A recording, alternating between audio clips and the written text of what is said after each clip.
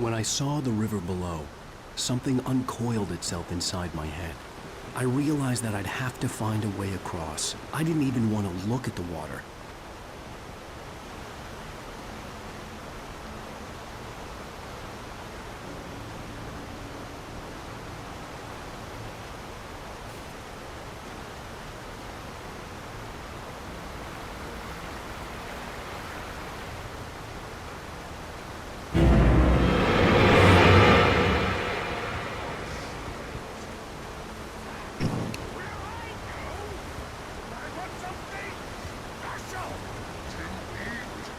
Stucky was still out there, in the dark, stalking me.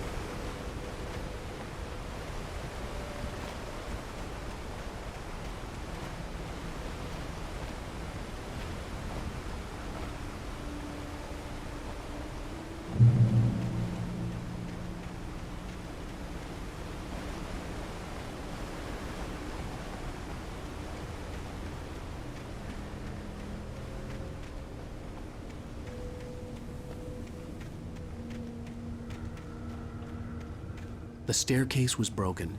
I had to make my way up some other way.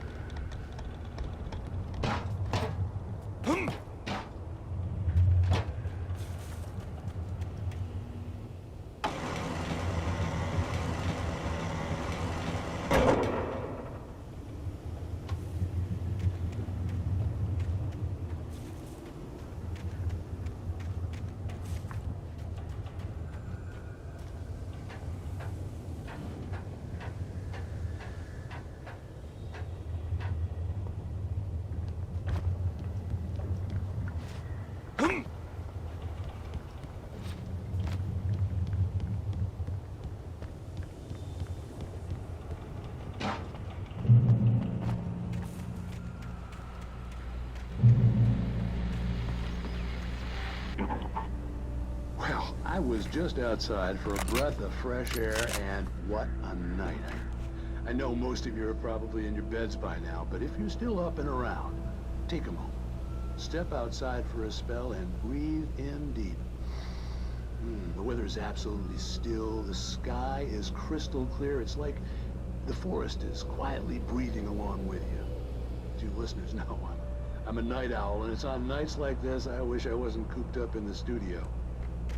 Makes an old man like me wish I could just roam wild. But here I am, and keep you company all night long if I want.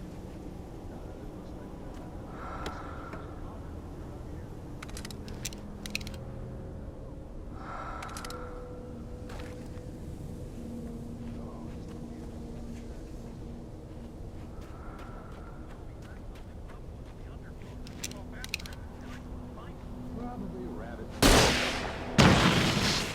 Well, sure.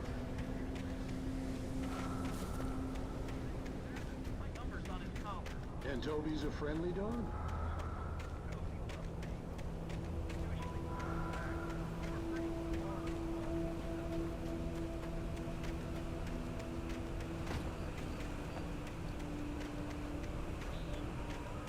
The gas station was closer now, its light welcoming in the darkness.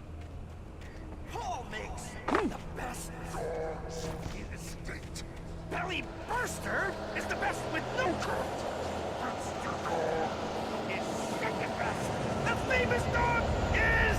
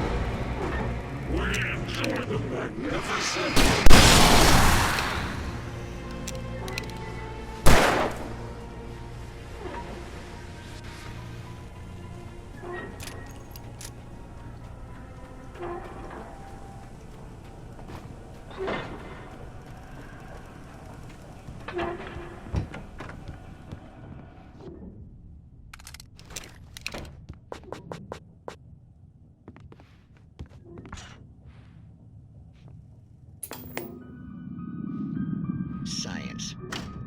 It bestows immortality on those who advance it to elevate all of mankind. Newton, Einstein, Sagan, princes among men. But the price for such a legacy is steep indeed. in Night Springs. Tonight's episode, a quantum suicide. If our lives are already written, it would take a courageous man to change the script. Having called a press conference, Dr. Barclay Colvin is about to demonstrate that very courage. Ladies and gentlemen of the press, I am Dr. Barclay Colvin, and I'm glad so many of you could join me here at the Moorcock Institute. Tonight, I'm going to give a practical demonstration of the many worlds interpretation. As you can see, this is a loaded 9mm pistol. It shall be part of a thought experiment. And now, a real experiment, known as a quantum suicide. Did he say suicide? Is that a real gun? He's kidding, right? Please, stay calm. There is no risk. Observe what occurs when I place the weapon against my own forehead. Now, you might think this round is merely a dud. Not so. Observe the flower pot. And yet, I myself cannot be harmed with this gun. With each pull of the trigger, two new realities branch off. One in which the weapon didn't fire, and one where it did. With my machine here, I have ensured that this reality is always the former. I have bestowed upon myself quantum immortality. Under no circumstances can this gun kill me. So wait. What you're saying is that every time you pull the trigger, in another reality, you die? Yes, of course, but that's completely trivial. There's an infinite number of things that could happen at any moment, and they always do happen somewhere. The point is, this one thing did not happen here. You're insane, Colvin. Insane? Insane? Hey, was this thing supposed to be plugged in? I stumbled on it. You fools! Gaze upon quantum immortality.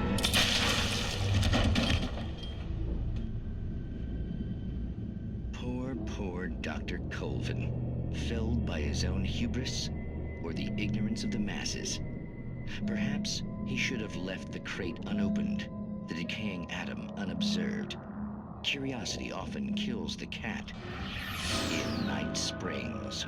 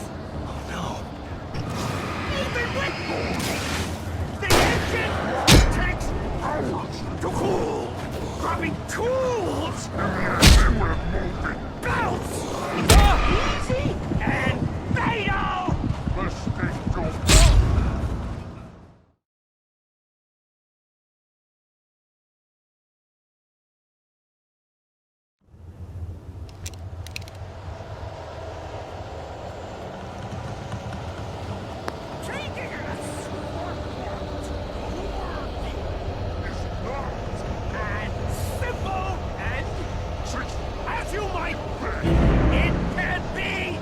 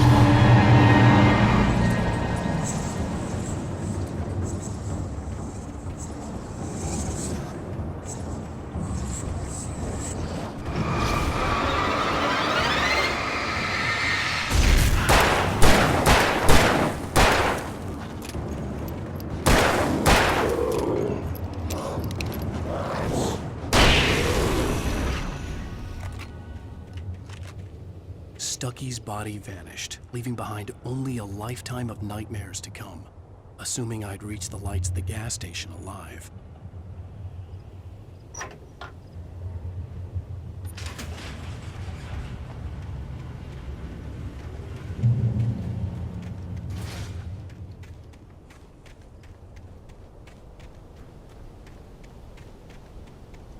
I recognized the parade float I had seen in Bright Falls when I first arrived with Alice. After the insanity I had just experienced in the darkness, the lights of the gas station felt comforting. At least for a moment, the sane world reasserted itself.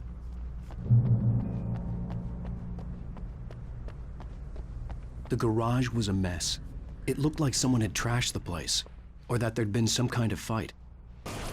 I'll write. I'll keep writing. Outside, there's only darkness. Outside the cabin, outside the story, there's only darkness. I can feel her presence in the dark. Just now, I could smell her perfume in the room. I'll reach her. I'll fix it up. I'll bring her back. The story will come true. If I stop, she's lost. I don't believe this. It'd been me on the TV, talking crazy.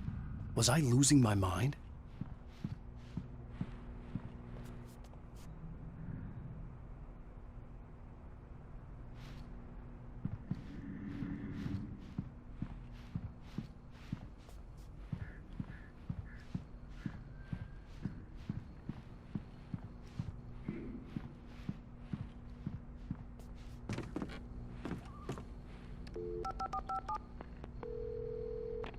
Bright Falls Sheriff Station.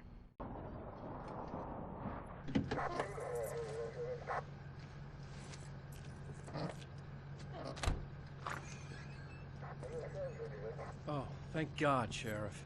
Sheriff Sarah Breaker. You are... I'm Alan Wake, but listen, I was in a car crash. My wife, Alice, she's missing. Calm down, Mr. Wake. We were staying in a cabin on the island, on Cauldron Lake. There's no island on Cauldron Lake, not since the big eruption in the 70s.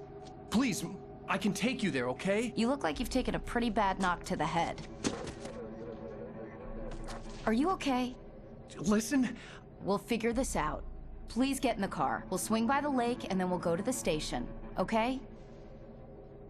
Mr. Wake, have you seen Stucky, the guy who owns this place? I realized I couldn't tell her what had happened in the forest. She wouldn't have believed me. And then she wouldn't have helped me with Alice.